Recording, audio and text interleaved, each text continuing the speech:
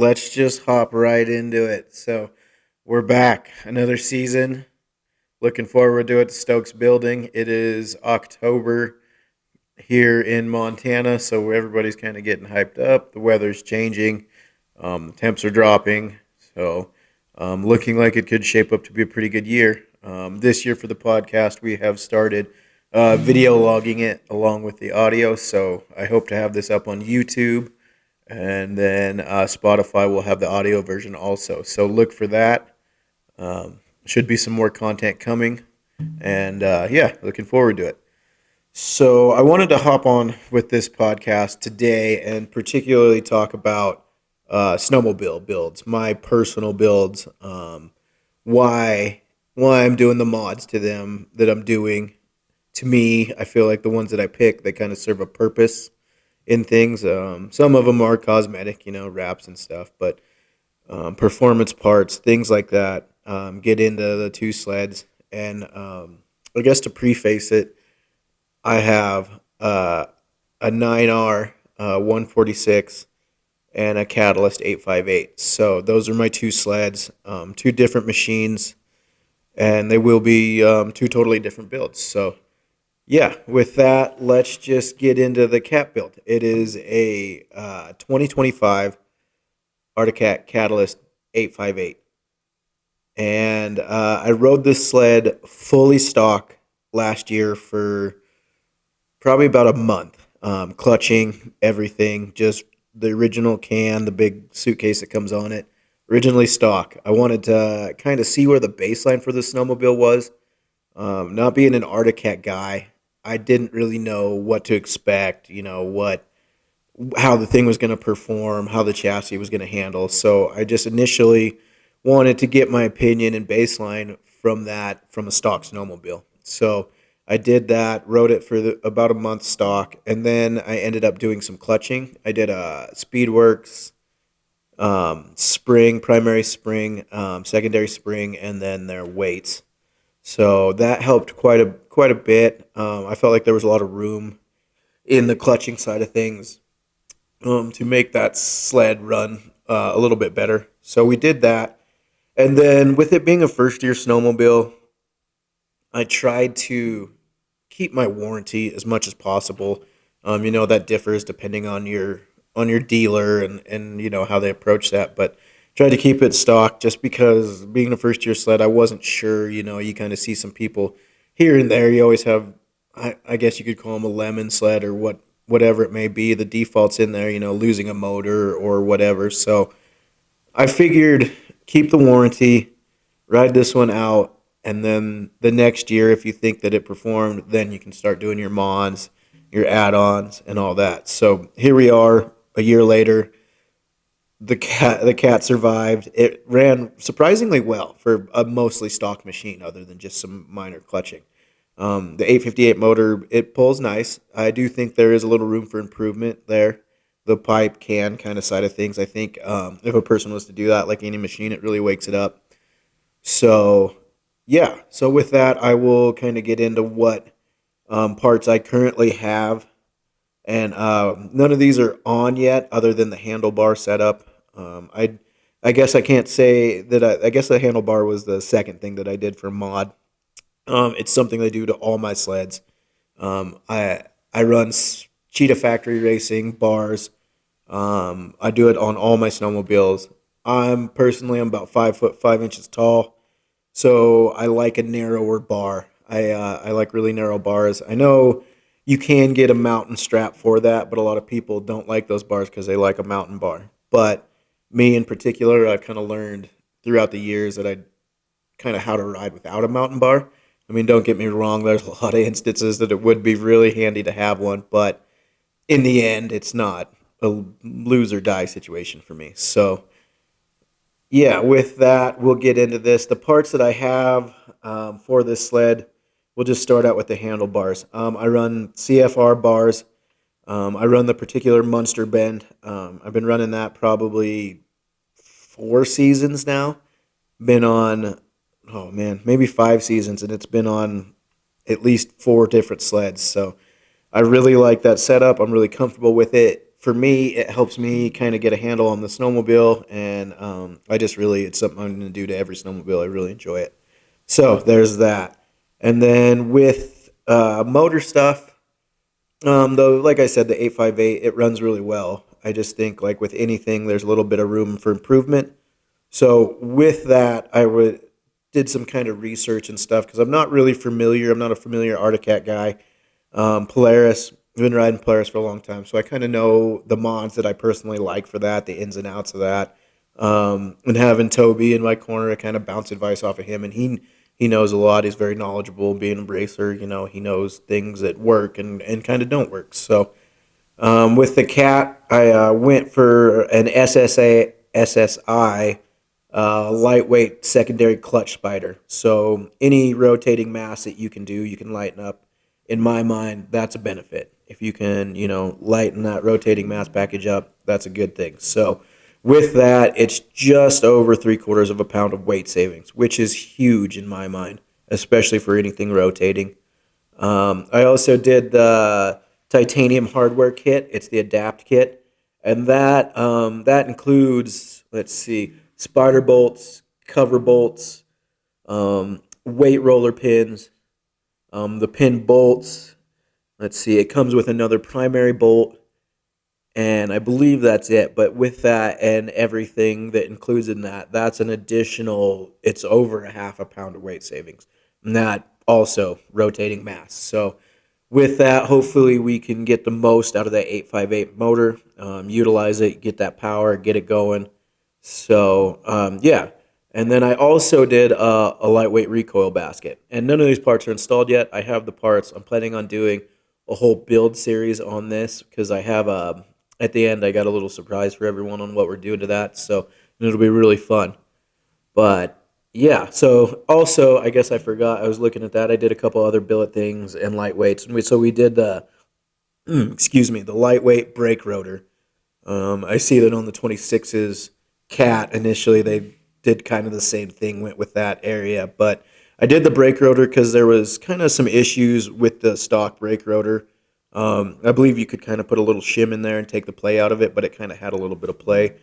So I wanted to do that anyway, and then I also did the billet primary clutch cover, the Adapt clutch cover. So that'll be. I don't know that you lose much weight with that, but looks cool. So that's kind of where we're at there. Additionally, with this build cosmetically, I'm hard on stuff, so I got to get bumpers. I'm always running into trees and hard on stuff. So the name of the game of bumpers to me is backwoods. So I went with them. I did a backwards rear bumper and a backwards front bumper, just to protect the sled, especially with the Articat. The airbox being up front in the sled, it's just, to me, seems super vulnerable. And the way that they kind of design that chassis with the bumper in it, the stock bumper, it just looks like a disaster waiting to happen. Chat with Backwoods and all the Backwoods guys actually did a YouTube video on that, crash testing, essentially crash testing those bumpers, stock bumpers with their bumpers and all that. I encourage you to go check that out if you're looking at Backwoods. If you're an Articat guy, Skidoo guy, Polaris guy, they test them all.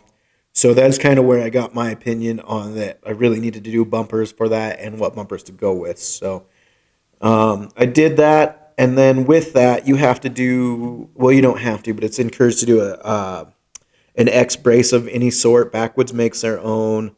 Kevin Hubbard, Hub's Performance, which is actually where I got mine.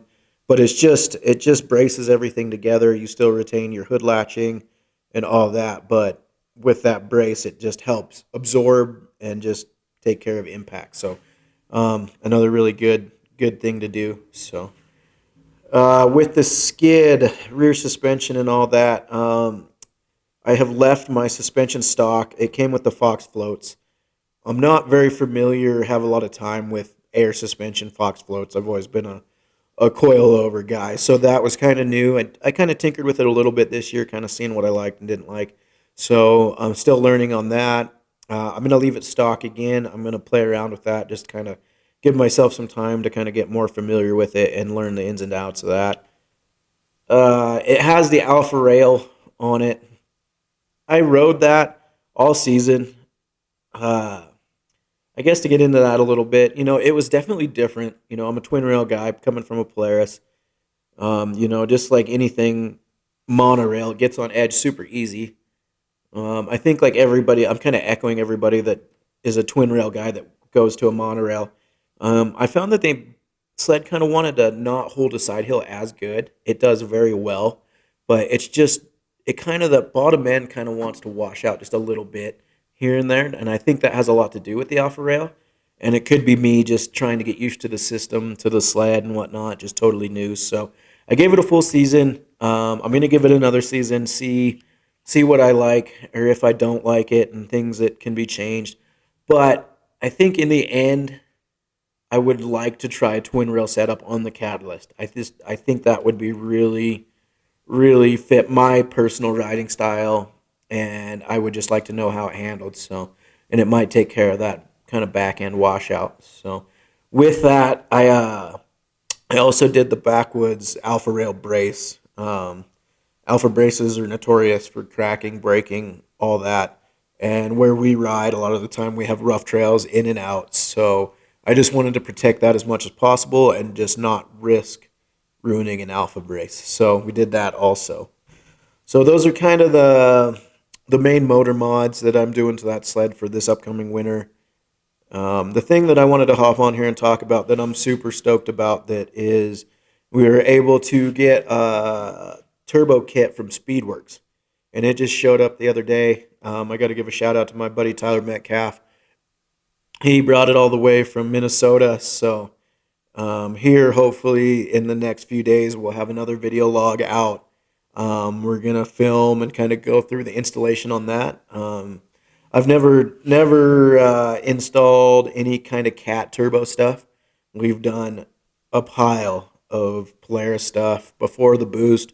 We were big into the Boondocker stuff, the Sidekick kits and whatnot, and so we've installed a lot of turbos. Not necessarily anything Articat. Speedworks will be new, but I'm super excited. I always want to have a turbo sled in the stable. So finally, after riding the stock sled for a year, we're gonna jump in and we're gonna put some boost to it because everybody knows you got to have some boost. It just makes life better. So yeah, so we're doing that kit. I went with that kit last year. I kind of thought production would be a little bit farther ahead, but they like to do their things right, correct, do their testing, and before they release it to the public, it's going to be right. So, with that, we didn't get it last year. It is here now, and we're going to run it for this upcoming season. So, I think there's a lot of people well, I know there's a handful of people that ask me, but like, why not? Ibex had their kit out last year and it was running, and I think from what I've heard it runs well. I think it's a good kit. Claussens are very versed on their stuff. So but me personally, I Articat guy, I know Speedworks, like I said, they dial in their stuff, they put a lot of product testing behind it, and they do good work, and I believe in that. So that's kind of why I went the Speedworks route. Then, and just hopefully I, pick the right route. But with that, I was looking at their kit and they run four injectors, and that's kind of similar to the Polaris stock boost and the Skidoo Turbo R. So those systems are proven and they run really good day in, day out. The boost runs really good. I owned one of those. It was a great sled. I can't say for the Skidoos. I've only ridden one round a handful of times in a meadow or on a side hill, so I don't really have much feedback on that. But from everybody I talked to, those sleds are super consistent on running. Zero issues. I can't say zero issues, but minor issues and minimal. So hopefully this kit is kind of on the same guidelines as that with everything.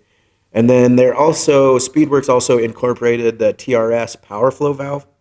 And the power flow valve was starting to get incorporated in the Polaris boost sleds via TRS performance. And being as close as I was with Toby, and I know Tony well too, but being able to ride those sleds and see that is actually a really good performance upgrade. I saw that Speedworks was going to put that on their Cat Turbo kit. I immediately thought that's going to be great. Let's do that. TRS, I like Tony's products. They're tested, they're backed.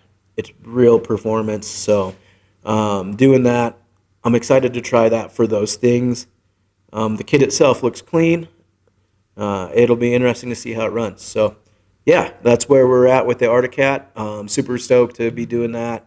The opportunities that life provides are always amazing. So, keep building these badass sleds year after year after year.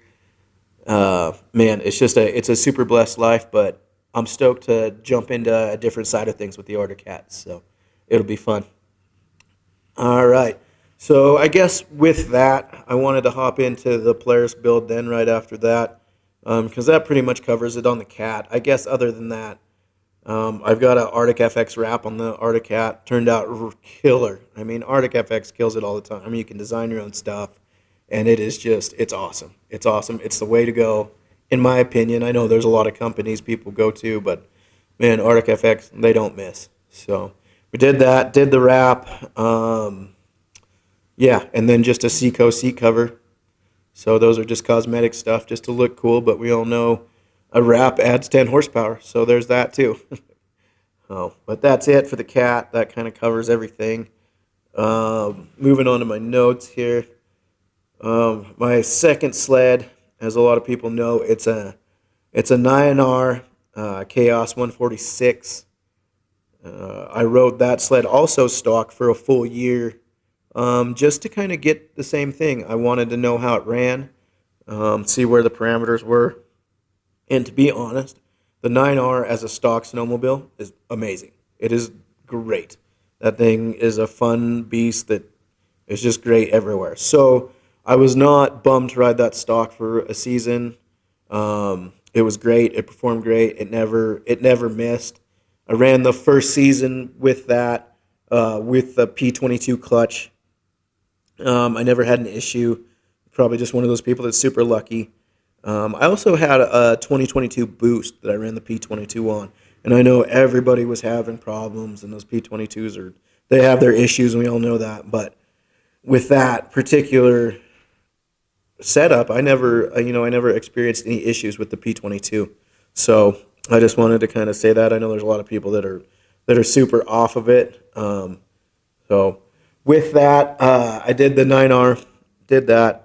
Same thing, handlebar style. Like I said, Cheetah Factory Racing. It's the go-to. Munster bars, they're on all my sleds. And then that way, at least I know the chassis are super different. Polaris Cat, there's a lot of different stuff. But at least for the most part, my cockpit is the same. When I go from one sled to the other, the controls are kind of where they are similarly on the other sleds. So I like to have that. That's kind of a familiarity thing. So yeah, so there's that. Start out with the CRF Munster bars, and then with the mod list, I wanted to do an electric start. I just certain areas, I just want an electric start. Sometimes when you're upside down in tree well, you got to roll your sled over and you can't quite get to the pull rope. Bust that key, start her up. So with that, I did CV Customs lightweight electric start kit. It comes with a lightweight battery and all those goodies. But when I did that transition, I had to get the clutch with the E-start ring. So with that, I was able to find a P85 clutch with an E-start ring. And we all know P85s are reliable. They're, in a lot of people's minds, better than the P22. So being that I was able to find an electric start kit with an 85, I just went that route.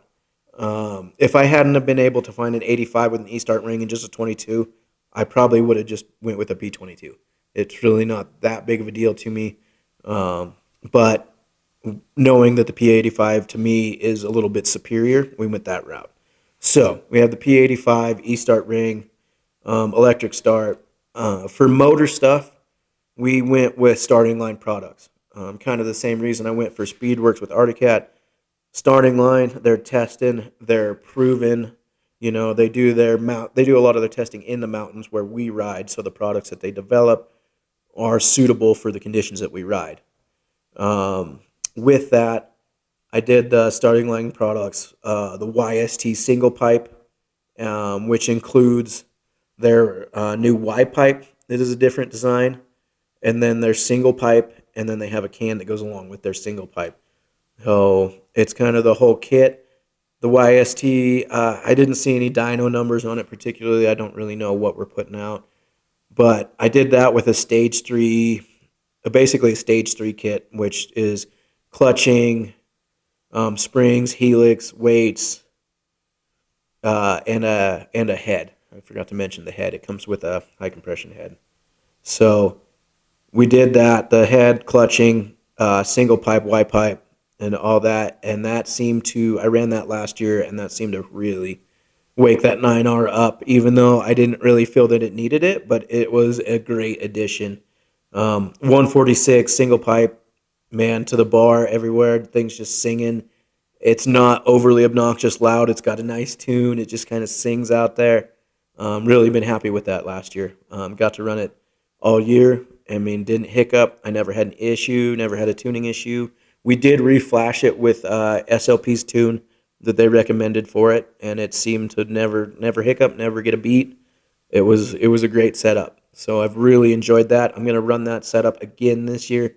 Um, Plan on beating the crap out of it again, just ringing its neck, as Toby Shepard would say. So, yeah, I'm gonna leave that as it was, motor wise. I don't think we'll go as far as the cat is doing lightweight motor stuff. We'll just leave it at that. It's performing good. So, I guess along with that, cosmetically, we did a skins helium hood. All my Polaris builds skins helium hoods. I just like the extra storage, the lightweight that you save without the headlight. I think is to me is beneficial. If you're a night rider person, keep the stock one, keep your headlight, all that. But seeing that I have two builds, my cat will have a headlight. I'm gonna maybe use that if we decide to go on any night rides or anything. I'll just take that sled. So then I've been able to turn the 146 into mod sleds of sorts. So lightweight hood with the storage and all that. So I like that. And then as the Arctic FX wrap, all the way around, same thing. You just can't miss with Arctic FX. It just makes you stand out. If you have sponsors or companies that help you out, you really get to showcase those. People know who helps you out to get to where you're at, and it's just a cool mod. It's just cool to look at. So with that, I did a stomp grip seat cover.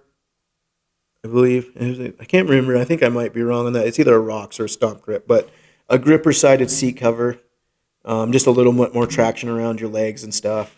Doing a little jumping, I like to be able to connect my legs to the seat, to the tunnel, and be able to have that little bit of grip there too. So you can not just fly off the thing. You can actually get a hold with your legs, kind of move around. So yeah, that's kind of it on both the sled builds. It's going to be a super sweet summer.